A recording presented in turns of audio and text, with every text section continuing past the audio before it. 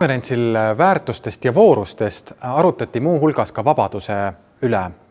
Vabadus on teema, mida võib uurida väga erinevate külgede kaudu ja sellele võib läheneda väga erinevates kontekstides.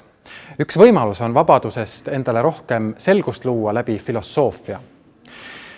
Kui me vaatame hilisvalgustuse mõtlejaid Immanuel Kanti ja talle järgnenud filosoofe, siis me näeme, et vabaduse probleem on olnud üks kesksemaid.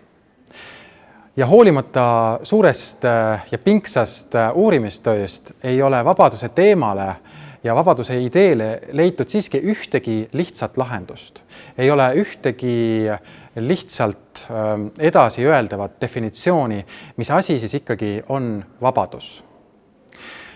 Ja konverentsil ma püüdsin kaitsta ja arutluseks pakkuda ühte teesi, mille järgi, kui filosoofia kaudu kuidagi euroopalikku vaimuruumi püüda defineerida, me võiksime öelda, et vabaduse väärtustamine viib inimese teatud mõttes lõhestatud teadvuse seisundisse. See tähendab, et ta annab endale aru, et olemise probleemile ei ole olemas ühtegi terviklikku lahendust. Inimene ei oska olemist, seda maailma ühtegi mõistuspärasesse tervikusse panna, ilma et ta samal ajal satuks illusiooni, teatavasse näivusse, mis tegelikult teeb teda ennast ka väiksemaks ja võtab talt ära võib-olla ka mingisuguse tunnetuse või mõtlemise ruumi.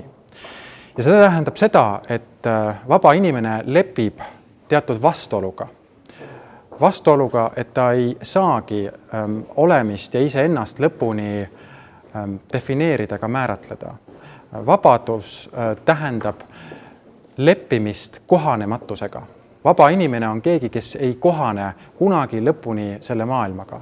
Ja see annab talle erksuse, see annab talle teatud lisamõõtme, mis võimaldab tal jääda iseendaks, mis võimaldab tal toetuda iseendale, ilma et ta samal ajal iseendast looks mingisugust illusiooni, mingisugust näivust.